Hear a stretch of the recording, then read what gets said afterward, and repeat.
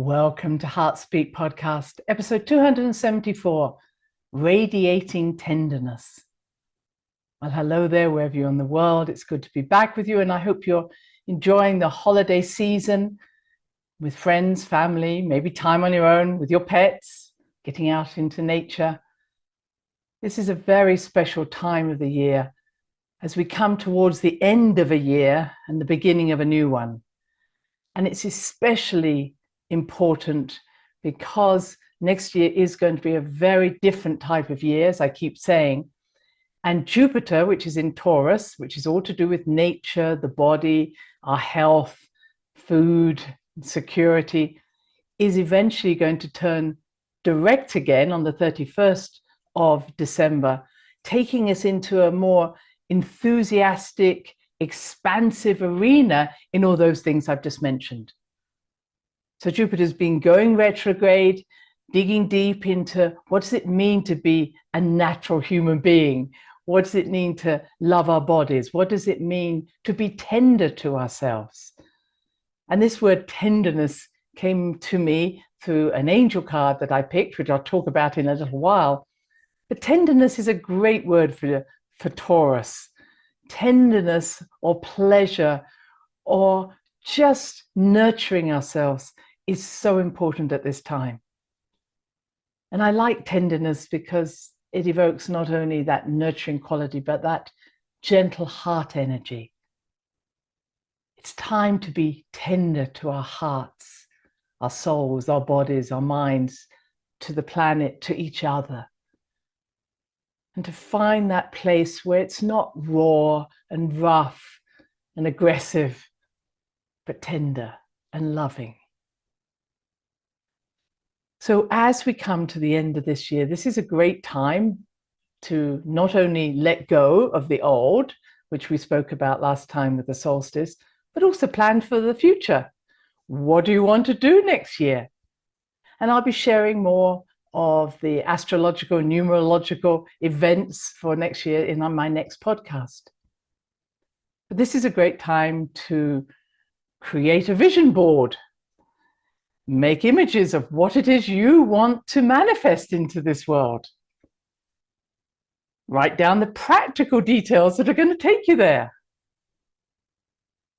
Or pick angel cards or tarot cards, or go online and get a free tarot reading about the next 12 months. You could pick an angel card for each month, or as I say, pick a tarot card for each month. Set your intention behind those cards, because when we pick a card, like an angel card or a tarot card, we're really already sending into those cards what we, on a soul level, already know is going to happen. And as with any vision board or any way of writing down what you want for the next year, the next 5 years, it's always good to have a bit of a plan. And I like to look at that plan in this way. I ask, what needs to change? What are you going to do differently? It may not be completely different, but I'm suggesting very gently that with Jupiter turning direct and so much happening, with Jupiter meeting Uranus and a full solar eclipse, etc., I think there's going to be big changes in the air next year. So maybe I ask you, what do you want to change? And that doesn't have to be something outside you. It may be that you want to feel more peaceful, more healthy, more intimate, spend more time with your loved ones, spend less time with your loved ones. So ask yourself, how do you want to see changes come into the world? Similar to the exercise we did a few weeks ago with looking in the different rooms. And then the next step is, how are you actually going to practically do this? And I think this is the stage that's often missed. What do you need to do to achieve that? And my example is, if I want to move house, I need to maybe do something to my old house, the one I'm selling. I certainly need to go to a realtor or someone who works with estate realty. And I need to plan, what is it I want to have in the future? So what are the practical steps that you need to take to achieve this change? And write them down. Don't just say, oh yeah, I probably need to No, write it down. What are the first step, second step, third step? What are those things I practically need to do to achieve this change? The third step is, for me, how will you know that you've reached that goal? Because sometimes what I see we all do is move the goalposts. Oh yeah, that was what I wanted, but now I want this. So we kind of move the goalposts, or we even have a little bit of perfectionism. Oh yes, but I want this, but it didn't quite appear in the way I wanted. Well, you were the one that said this is what you wanted, and now you've changed the rules. So write down, what are the goals? And how will I know I've reached it? I'll be standing in my new home. I'll be going out to work. I'll be sitting relaxing. I'll be having my luxurious baths every day. What is the practical thing that will happen when you know you've reached those goals? The fourth step is, how will you celebrate it? Because the celebration is really important, because again, what I see in myself and maybe others is that even though we reach that goal, we've already got the new goal. So we kind of dismiss the goal that we originally had and said, yeah, that was fine, but.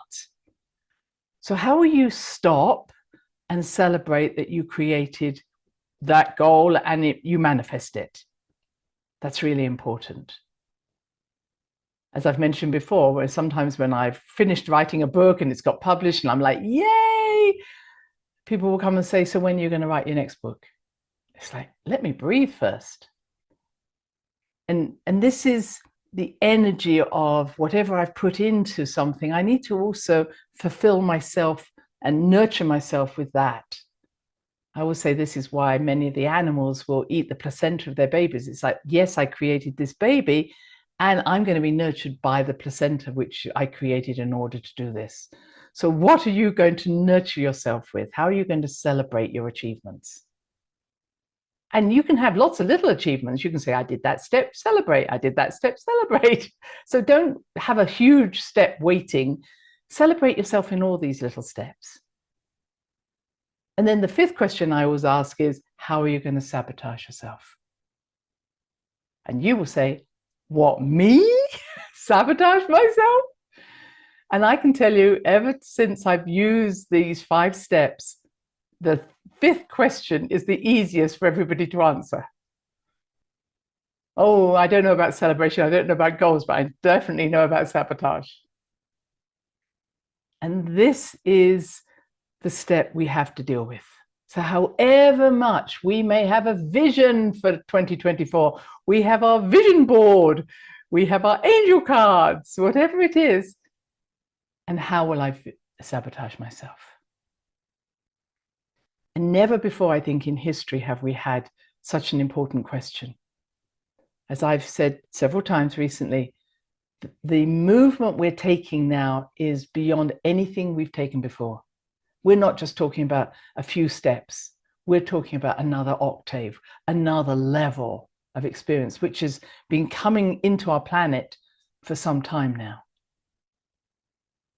But even though all this energy, this cosmic energy, this earth energy is coming into us, this new dragon energy is firing us up, we have self-will, we have free will, free choice.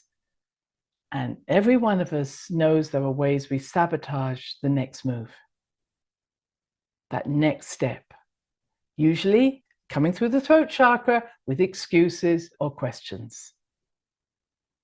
And my example I use is the person who goes to the edge of the cliff and is told to jump. There's a net below, just jump, you know, it's going to be, and they'll stand there and they'll say, can you reassure me that if I do this, everything will be fine. I will have plenty of money. I will be loved. I won't be alone, blah, blah. And your higher self is saying, no, I can't give any of those guarantees, but boy, is your life going to be more fulfilling. Yeah, but can I guarantee it? Blah, blah, blah. This is all throat chakra, all linked to Taurus, my friends. This is why I'm really specifying it as Jupiter in Taurus turns direct. So if you won't be guaranteed, because you can't be guaranteed, what will be the outcome? The first outcome has to be that you jump. The next thing I hear people do is, well, shall I jump with my left foot or my right foot? Doesn't matter, just jump. Well, should I have special shoes for jumping? Doesn't matter, don't need shoes. Well, maybe I should make shoes for people who are going to jump. Oh, now I have something to do on the same damn level I've been living on for the last 30 years, and I still haven't jumped. Oh, yes, you have a great shoe shop selling shoes for people to jump, but you've never jumped. I think I'm getting through to you, hopefully. It's exactly the same idea that if you're clinging to a cliff, I'm back onto cliffs, with 10 fingers and you have removed 9 fingers, you are still in exactly the same place as long as that last finger is holding on. This is a time to jump. This is a time to say, I don't care if you can't guarantee me all the things that are on my list, but what you will guarantee me is a soul expansion that I have never seen before and a fulfillment for my higher self. I'm not just saying this, many people are saying something very similar. And your heart and soul know it. I mentioned that I'm seeing people who have done a great job up till now. Nothing wrong with what you've been doing. But now it's time to change, to let go of the caretaking, perhaps, the minding of everybody. I wonder, is everybody else going to be able to jump? Maybe I shouldn't go until they do. And it always reminds me of some of those times when I've jumped, and I've jumped many a time, when I imagine myself standing on the windowsill outside the window, and everything inside of me is saying, jump. And I'm looking back in the room of which the window belongs to, and there's all these people, and they aren't ready to jump. And I'm telling my guidance, yeah, but look at all these people I could help. Look at all these people who need me to tell them how to jump. And what I hear is, you haven't seen how many people are waiting for you to jump in the future. They are waiting for you in the future. All you have to do is jump. And as that has worked for me every single time. Coming to America was a huge jump. I knew nobody, I had no job, knew no reason to come here. But hey, I'm now in my 23rd year. Jump because your heart says jump, because your soul says jump, because your higher self says jump. And there isn't anything else that is as great an importance to humanity and the planet at this time than you listening deep within. And I'm just going to read a little piece from someone who I admire, Aluna Joy. Some of you may know her. I first went to Peru with her many, many years ago, and I admire her work greatly. And she talks about how many changes are already taking place on the planet. The earth is changing, the sky is changing, the cosmic energy is changing, and that the earth is already receiving these new energies, or is already expressing these new energies through the dragon lines and the ley lines. And that how many of those new energies are being seen in the sacred sites, many of which I've traveled with, like she did. But it's not just you have to go to a sacred site to have this experience. These energies are being felt everywhere. Anywhere there are trees, mountains, water, especially, these energies are being felt. You are changing, you know that. And you're eating the foods, hopefully, of these new energies. You're drinking the water of these new energies. You can't get away from it, except if you choose to, because you still have free will. And so what she says is, we will begin to physically land into the new cycle within this new blueprint. She's saying the blueprint's there. Now it's us to physically manifest what that blueprint has within it. In other words, bring a dream into reality. This transition has been a long wait for us, We often talk about a 26,000 year cycle. Now, you haven't quite been waiting 26,000 years, but we've all come onto this planet because we won the lottery ticket to be here at this time. But enough of humanity has now made the necessary physical and spiritual adjustments to prepare us for what is coming next. Well done, you've done it. You came here.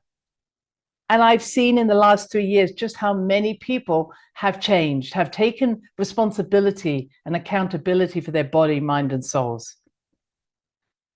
We will step into these new codes built from these new blueprints and anchor the evolved wisdom and alchemy into the natural world. Now, what she's not saying just, oh, we're going to do this into the earth, the nature kingdoms. She's talking about the natural world within our body, within our DNA, within our souls. We have the ability to access the cosmic knowledge, but can also bring it into the material world because we have taken on the identity and the challenges of physical body. In other words, nothing else can do this. We are in the physical body, in this wonderful alchemical vessel that can literally create consciousness of heaven on earth now. This is why we're here, to bring universal consciousness here onto what we call the earth plane. We're becoming twice born from one age to the next. Literally, we are going through a death and transformation while still in this physical form. We are past the mid-mark in anchoring this new massive cycle. The first occurred at 2012, which some of you may remember was said to be the birth of a new world, according to the Maya. And she's saying that the last 11 years from 2012 were really bringing down the plans, the energetic plans.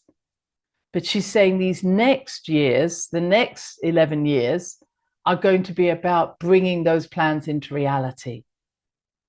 Now, it may be a little longer than 11 years because I've also heard people talk about 2038 as being very significant.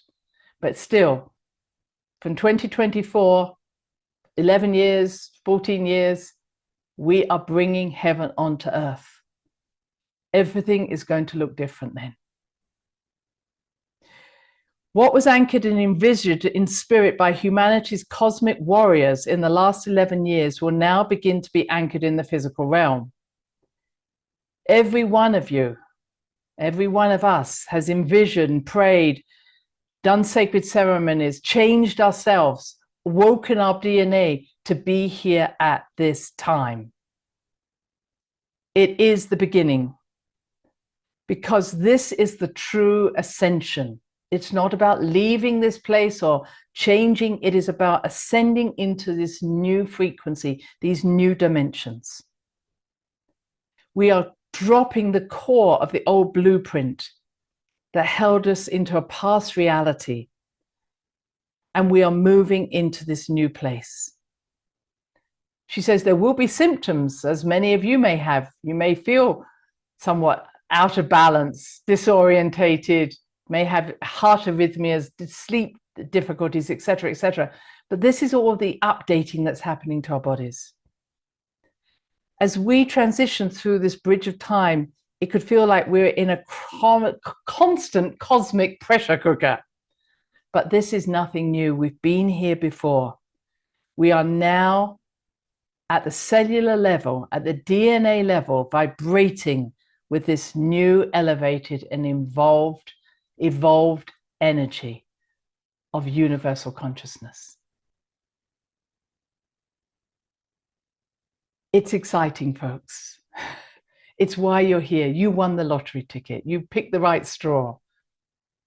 You did not make a mistake. This is not about, if I may say, your individual karma. But this is uplifting everything inside you. Uplifting all your ancestors, whether these are blood ancestors, spiritual ancestors, star beings. There's a lot of pressure on you to bring everything to a new level. But actually, it's easier than just raising everybody there. What you and I need to do is cut our ties with the old energies that are not part of this new world. And that sounds a little odd, but I'm going to say that the new world is here, the blueprint is here. This is definitely what I've been told by my guidance. But I've also been told we won't be able to take the old baggage into the new world. In other words, we need to cut the ties of the old baggage, or take out of the old baggage what is valuable, leave behind the box or the trunk that it's been carried in. In other words, we don't have to change our ancestors or anything that's happened in the past. We have to take what's valuable and then cut the tie. We are not here to save other people. And in fact, how I see it is, once we change, we create a change, a ripple event that goes back 7 generations, forward 7 generations, up 7 generations, down 7 generations, wherever you want. When we change, it is an instant change brought to any being that's resonating with our frequency. This is in the entanglement theory. We don't have to go a long way. Literally, I change every being that is connected to my frequency also changes. It's as quick as that. So you don't have to think of people or beings. You just have to make the change yourself. And that, of course, becomes the fundamental issue. What is that change that I need to make? What is that baggage? And only you and I, or you and myself, know what that means. What are these patterns we keep repeating? What is the old baggage? And if I suggest that the so-called ego that many people talk about letting go of, but the ego is created by an egg and a sperm that come together, fertilize, and create an ego. In other words, it's our child of our creation. But what happens is that ego starts to just carry on its own, or we keep creating from the same egg and sperm. Now what I'm seeing is the earth is giving us a new egg to create from. She's birthing a new part of herself. And there's a new sperm, a cosmic energy coming in, and they are fertilizing and creating a whole new world. Well, if that's happening on that level, we need to do the same. In other words, the old eggs, the old stories, the old beliefs are no longer relevant. What is that new belief you want to create from? And are you allowing that new cosmic energy that goes far beyond any religion or any belief system of, if I may say, a God that's going to direct us? But what if you take the very highest level of cosmic energy and you allow that to fertilize your purest energy and create a whole new ego that is ready to be part of this new world? Now, the old energy is probably caught up with some things that we say, oh, I can't leave that behind because it's so much part of me. But I can guarantee the things that are part of us that we can't leave behind aren't always the best parts of us. So recently, someone was talking about how Christmas is and what was your happiest Christmas? And I thought back, and I have to say, it was difficult to think of my happiest Christmas because there were times where not events outside me weren't best. My parents were great, the people, but I wasn't the best. I'm putting my hands up to that.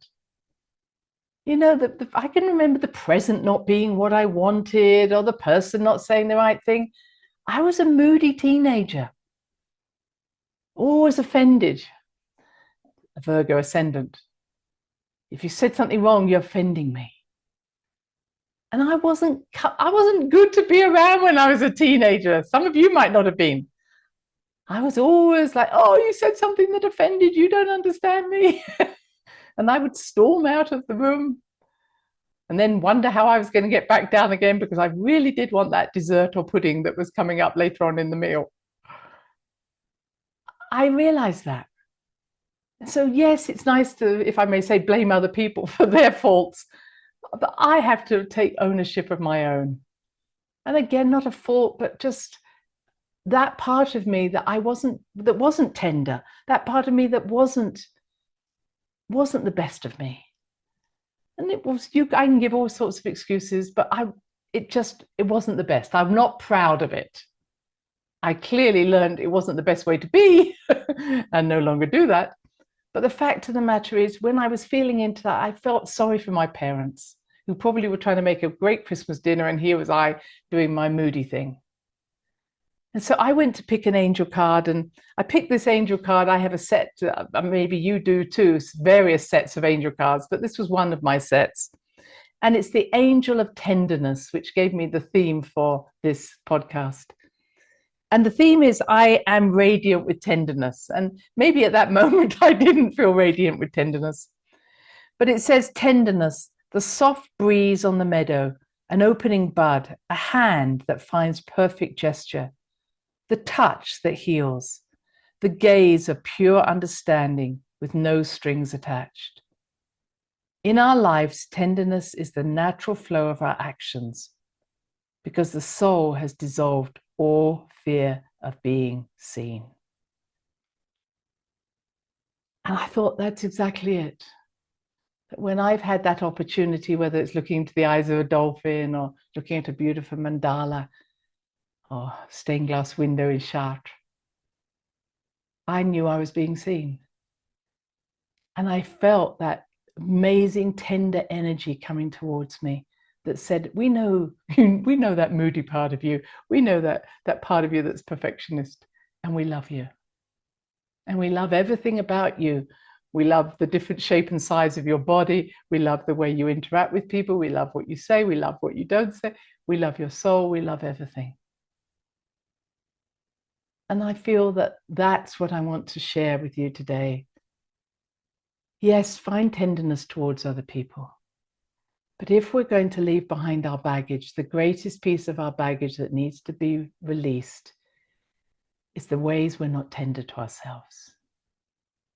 The ways that we hold on to the past because we cannot believe that love is that easy. So I say, let your goal be tenderness. Tenderness towards yourself, loving yourself at that deepest level.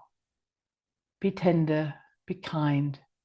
And when we do that for ourselves, that is the energy that will change everything around us. That is the resonance note that releases anybody on that same note that has ever felt unloved, uncared for.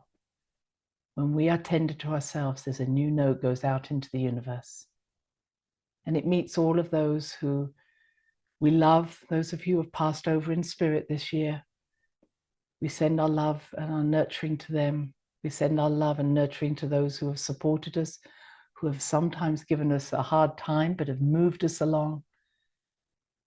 And we say thanks with a tender heart to ourselves and everyone else who is working to allow their soul to express itself fully in this new world.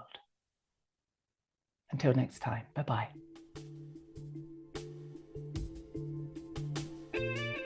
Thanks for listening to the Heart Speak podcast with Dr. Christine Page. Please check out all Heart Speak episodes in the podcast archive section on www.christinepage.com. Heart Speak is also available on iTunes, Spotify, Google Podcasts, Tumblr, and now playing on Amazon Music and iHeart Radio. You can also watch the archive podcast on Christine's channel, on YouTube, and now on Rumble. Connect with Christine on Instagram, LinkedIn, and Facebook group, The Great Mother Calling. Do share with family, friends, colleagues. Join us next time for another edition of Heart Speak.